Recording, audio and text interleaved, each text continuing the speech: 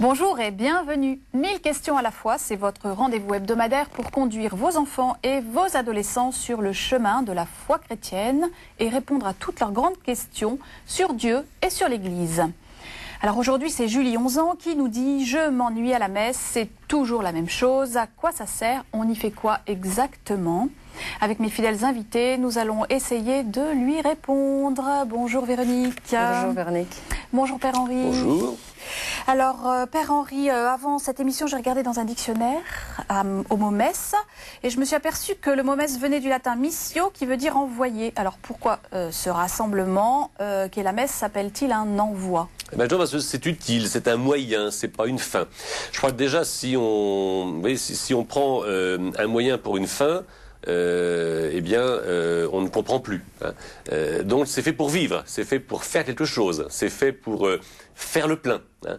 Et ensuite, exister, vivre de manière un petit peu renouvelée. Et donc déjà considérer la messe comme un moyen et pas simplement comme quelque chose qu'il faut faire parce qu'il faut le faire. Non, c'est beaucoup mieux que ça. Bon, alors nous avons interrogé des grands enfants de 12 ans, donc des presque adolescents. Aiment-ils aller à la messe? À quoi sert la messe pour eux? On regarde tout ça. À quoi ça sert d'aller à la messe? À la messe, on se réunit entre chrétiens. À la messe, on lit la Bible. Il est conseillé d'aller à la messe car ça permet de ne pas trop s'éloigner de Dieu. Parce qu'on se rapproche de Dieu, de sa vie et de ses apôtres. Est-ce que vous aimez aller à la messe? Oui, j'aime bien la messe parce on se réunit, on chante, on est tous réunis, on parle de choses vraiment importantes. En soi, j'aime bien la messe, mais je trouve qu'on pourrait le faire le dimanche, un peu plus tard. Parce qu'on se réveille un peu tard, souvent le dimanche. À Noël, j'aime bien parce qu'on chante, tout ça. Mais en semaine, elle est souvent ennuyeuse et longue, donc j'aime pas trop. Ma messe préférée, ça doit être la messe de ma première communion parce qu'on a chanté, on a fait beaucoup de choses. Ma messe préférée, c'est le 24 décembre, puisque c'est là où Jésus est né. J'aime bien la messe de Pâques, parce que c'est quand Jésus ressuscite, et puis j'aime bien cette période. J'ai bien aimé le baptême de mon petit frère, parce que, il se rapprochait de Dieu. Et puis c'était gai, c'était joyeux. Il m'est arrivé parfois de ne pas avoir eu envie d'aller à la messe. Et finalement, j'y suis pas allée. Mais je me suis dit que comme finalement j'irais au catéchisme dans la semaine, c'est comme si ça se rattrapait, quoi. Moi, ça m'arrive de pas tellement avoir envie d'aller à la messe, mais j'y vais en principe souvent pour ma grand-mère parce que je sais que ça lui ferait de la peine sinon. Ça me manque de pas aller à la messe parce que je sais bien d'y aller régulièrement, d'entendre de nouvelles choses, de pouvoir en parler aux autres. Quelquefois, ça me manque, pas forcément, mais je me sens un peu coupable de pas être allée à la messe.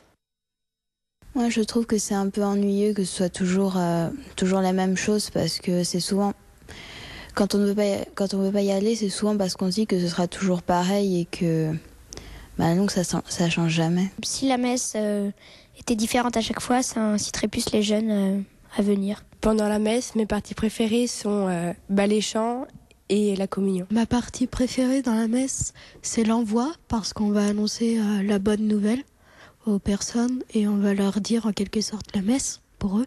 Est-ce que vous avez des grandes questions sur la messe? Qu'est-ce qui est exactement le psaume? Pourquoi il n'y a pas le choix des lectures qu'on lit à la messe?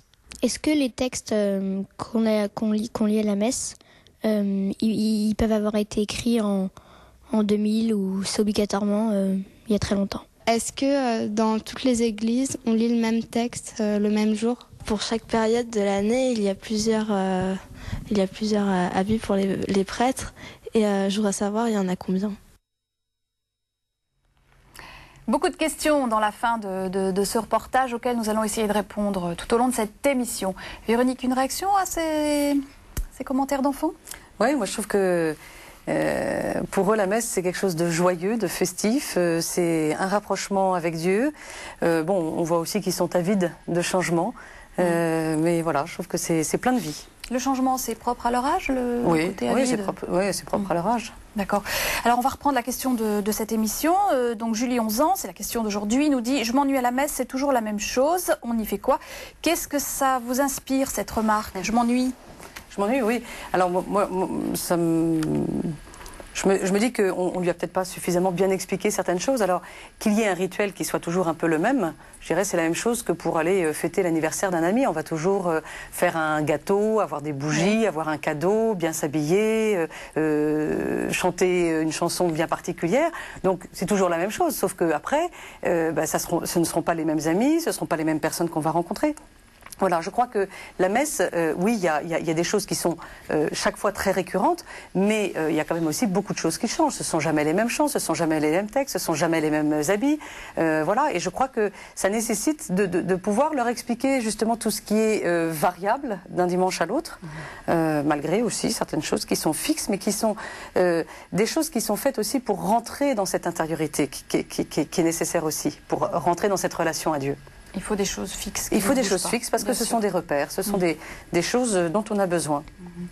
Père Henri, pourquoi cet ennui, cette impression de longueur, alors que la messe est quand même le sacrement le plus sublime que Dieu nous ait laissé ?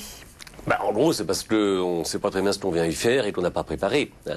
Alors, à ce propos, les enfants ne parlent pas d'Eucharistie. Donc, quelque part, comme vous dites, est-ce qu'on sait ce qu'on va y faire ? Oui, et alors... ce qui est important, c'est que la messe soit reliée à l'existence de l'enfant.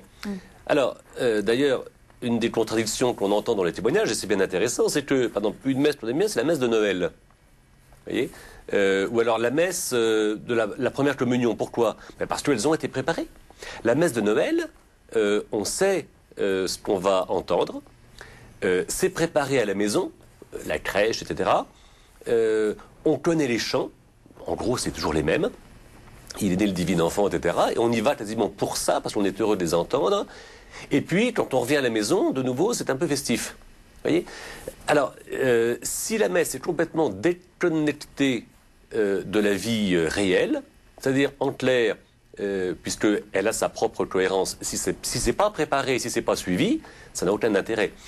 J'étais très surpris d'entendre un enfant dire j'aime bien l'envoi parce que justement quand on sort on va pouvoir raconter quelque chose. Ça c'est étonnant. Oui, c'est étonnant. Mais non, mais en même temps on a commencé l'émission en disant vous avez été voir dans un dictionnaire que ça voulait dire l'envoi, donc c'est bien si on a vécu quelque chose dont on va pouvoir parler, si on a appris qu'on allait en parler.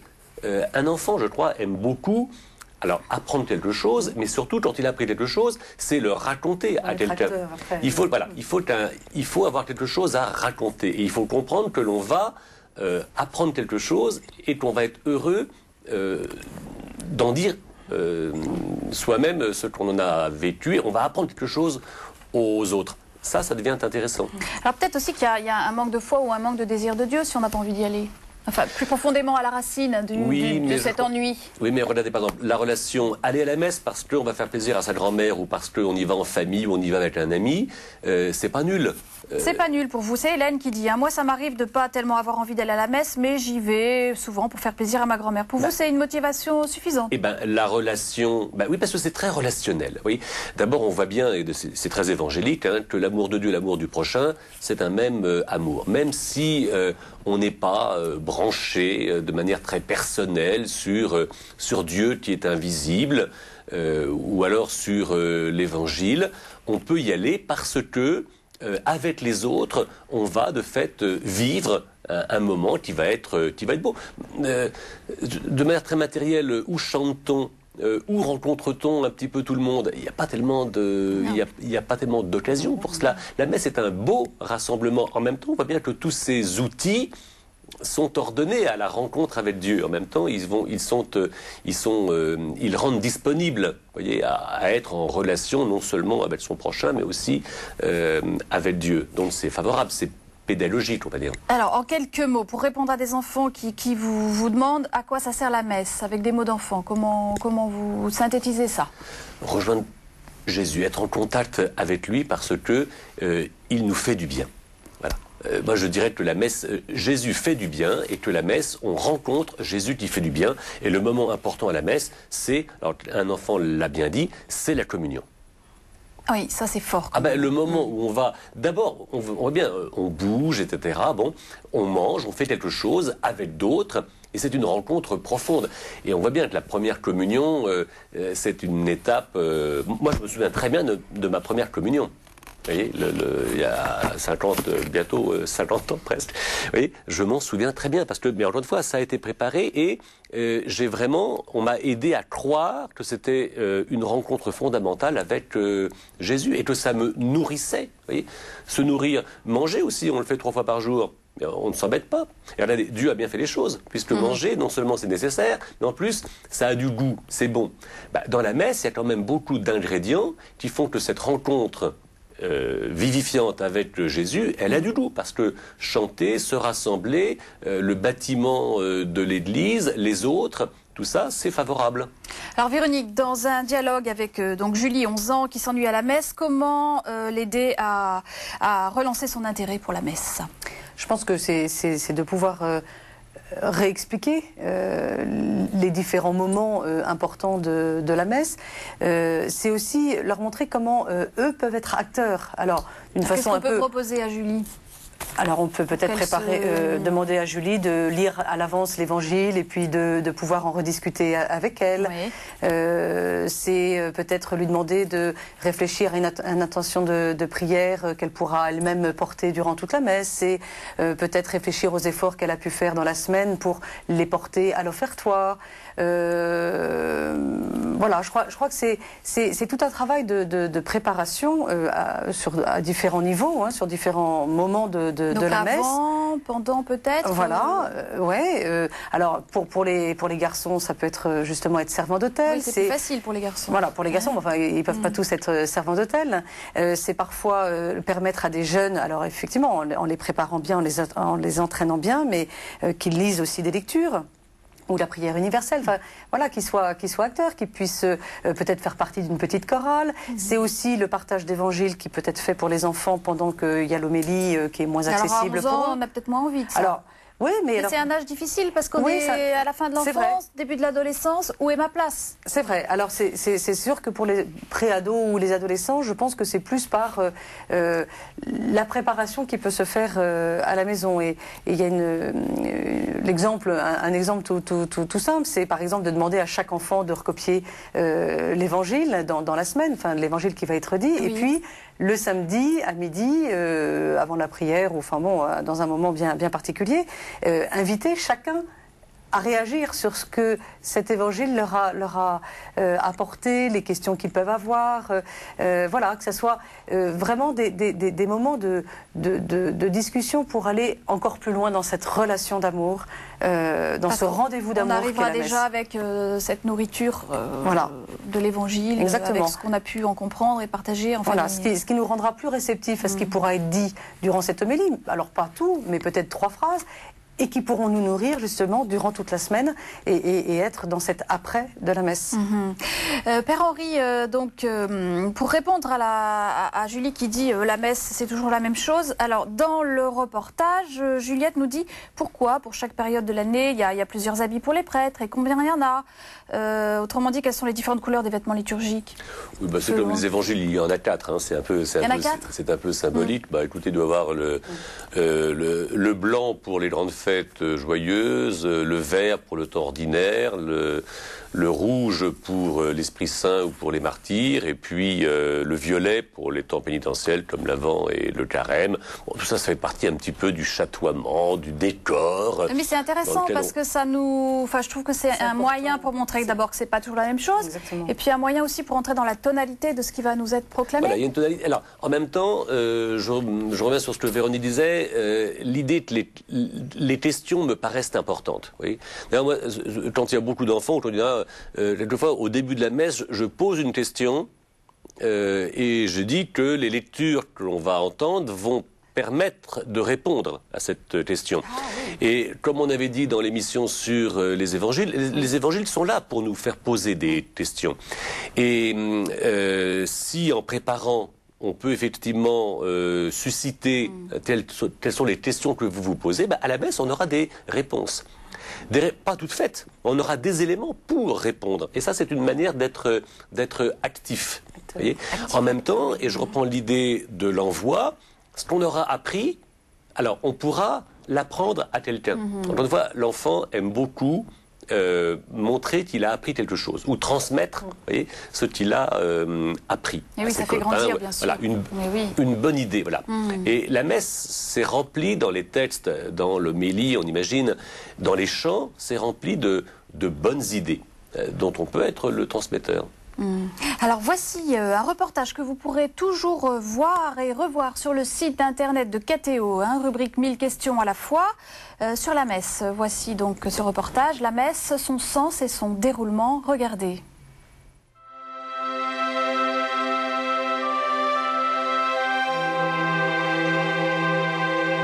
La veille de sa mort, Jésus prend un dernier repas avec ses apôtres.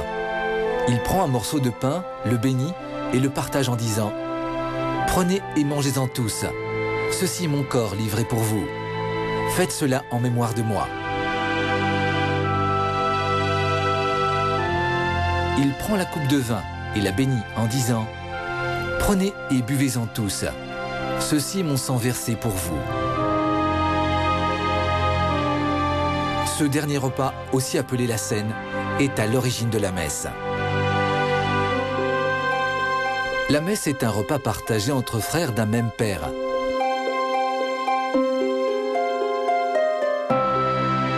Les chrétiens vont à la messe pour répondre à l'invitation de Dieu, pour prier ensemble, pour écouter la parole du Christ et le recevoir dans l'Eucharistie. La messe, c'est le repas du Seigneur, au cours duquel Jésus renouvelle le don de sa vie pour les hommes. À la messe, 4 temps se succèdent. Le premier est le temps de l'accueil. Les chrétiens se rassemblent à l'église et le prêtre les accueille. Ensemble, ils font le signe de croix et demandent pardon pour leurs péchés. Le deuxième temps correspond à la lecture de la parole de Dieu. Ces lectures changent tous les dimanches. Nous entendons un texte de l'Ancien Testament, un psaume, puis une lettre des apôtres, un épître ou un extrait de l'Apocalypse. Ensuite, le prêtre ou le diacre lit l'Évangile. Il l'explique, c'est l'homélie. Après, les fidèles proclament leur foi, c'est le credo. Le troisième temps est celui de l'Eucharistie, un mot qui signifie action de grâce. Le prêtre renouvelle les gestes et les paroles que Jésus fit le soir de son dernier repas. Par l'intervention du Saint-Esprit, il consacre le pain et le vin qui deviennent le corps et le sang du Christ.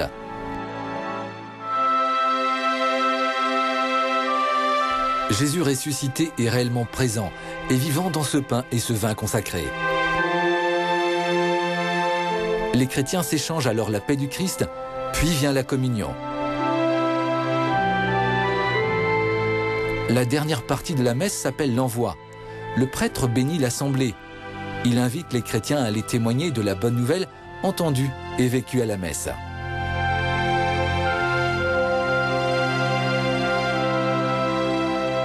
À la messe, Jésus se donne lui-même en nourriture.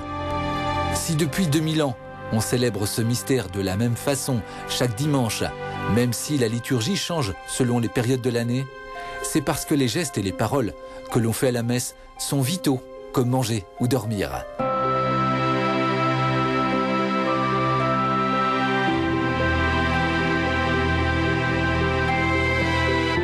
Ils nous nourrissent de la vie de Dieu et nous donnent des forces pour vivre en chrétien.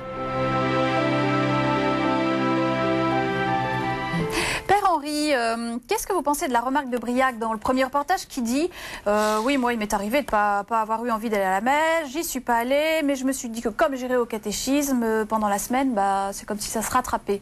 Oui, bah, c'est pas mal, mais le temps indifférencié, c'est pas non plus formidable. C'est-à-dire, parce que... c'est-à-dire que la messe est quand même liée au jour du dimanche qui fait mémoire d'un événement historique. On a fait une émission là-dessus. Pardon ? On a fait une émission là-dessus déjà, on est d'accord. Oui, tout à fait. Hein. Oui, mais il faut bien relier les choses, justement. On va disperser, mais on va aussi relier. Hein, la messe en semaine, très bien. Hein, mais la messe du dimanche... ça vient enraciner, ancrer la vérité de la rencontre avec Jésus, vous voyez, par le mémorial de la scène, vous voyez, de la passion et de la résurrection, qui est d'ordre événementiel. Et ça, on ne choisit pas. Oui. Alors, ça, c'est l'histoire de la messe en semaine. Mais là, Briac disait, mais je vais au catéchisme. Il n'a pas dit, je vais à la messe au catéchisme. Justement, on a l'idée, si vous voulez, que la rencontre, elle se ferait simplement d'une manière subjective ou de manière purement personnelle. Pour rencontrer quelqu'un, on est deux. Voyez et donc, il y a l'idée de l'invitation à un moment donné. Et ça, il est bon quand même de ne pas... comment dirais-je, accentuer ou trop accentuer l'idée que simplement quand je veux, si je veux, c'est moi qui décide et les autres. Voyez. Or, Dieu et Jésus se présentent comme quelqu'un d'autre. Mais je crois qu'il faut apprendre aussi, notamment aux jeunes, à savoir être disponible à un événement et pas simplement à dire c'est quand je veux. Oui, c'est ça, Véronique. Hein, c'est pas c'est moi qui décide. Oui, c'est-à-dire qu'il y a ce ne sont pas des options. Enfin, la messe n'est pas une option, le catéchisme à la limite n'est pas une option. Ce sont des rendez-vous complètement différents les uns des autres et dans lesquels on va vivre quelque chose de particulier qui ne sera pas du tout ce qu'on vit au catéchisme, c'est pas du tout ce qu'on va vivre à la messe. Et je ne pense pas que l'un puisse remplacer l'autre. Alors je pense que c'est une façon de dire, voilà, moi je veux prendre du temps pour Dieu. Soit en allant à la messe, soit en allant au catéchisme. Voilà, je pense qu'il faut le comprendre comme ça. Oui, puis se dédouaner d'une petite culpabilité, peut-être. Tout à fait. Hein. Père Henri, revenons sur la préparation. Il fut un temps où on ne pouvait pas communier sans s'être d'abord confessé.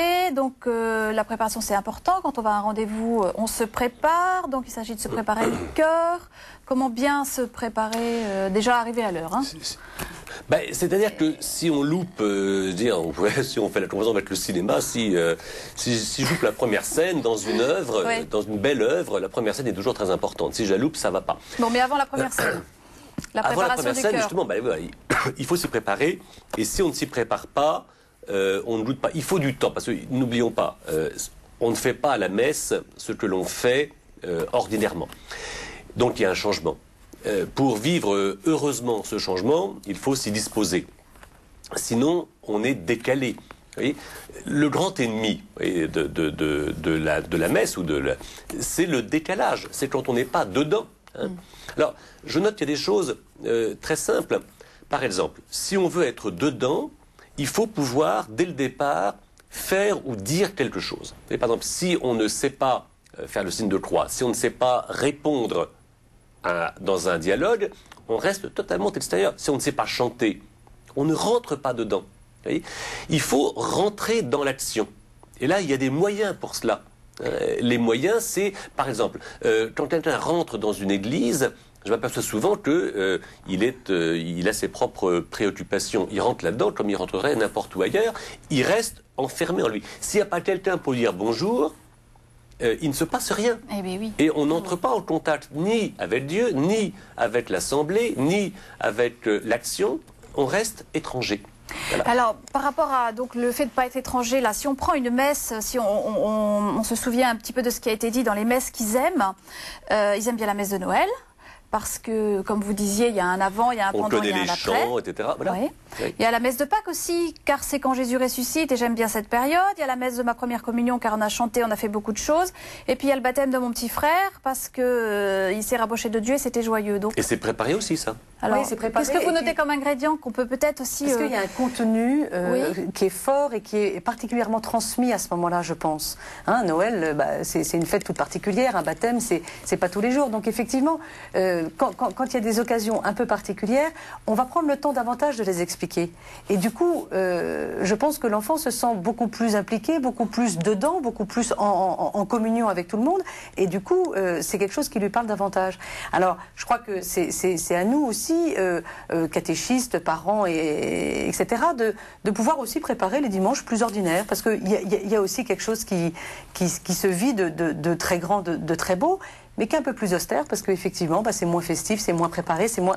Alors voilà. L'événement est peut-être moins sensible, moins visible. Hein. Oui, pour autant, il y a quand même toujours un côté un peu exceptionnel. Encore une fois, la rencontre avec le Jésus ressuscité, vivant et vivifiant, c'est quand même pas banal. La plupart du temps, quand même, on y va un peu comme dans un boulet, et l'enfant, il voit quand même les adultes y aller aussi, comme avec des boulets. Alors évidemment, alors qu'à Noël ou à Pâques, il y a un certain enthousiasme. Il faudrait quand même retrouver un petit peu le sens de l'enthousiasme qui ne peut se faire que avec une certaine préparation, une certaine discussion. Et puis, si on n'en parle jamais, par exemple, à la maison, on voit bien que c'est peu intéressant d'en parler ailleurs. Bien sûr. Donc là, il faut aussi, je reprends l'idée de familiarité ou alors au contraire de l'étrangeté. Si parler de Dieu ou de l'Évangile ou de la communauté à la maison, c'est bizarre. Évidemment, ça fait bizarre d'aller à la messe et on n'a pas envie. Alors, n'hésitez pas à aller faire une petite visite sur le site internet de KTO, www.ktotv.com, rubrique 1000 questions à la fois, pour voir ou revoir nos émissions. Je serai également ravie de vous lire, vos réactions, questions, témoignages à l'adresse postale ou email qui s'affiche sur vos écrans. Au revoir et bonne semaine à tous.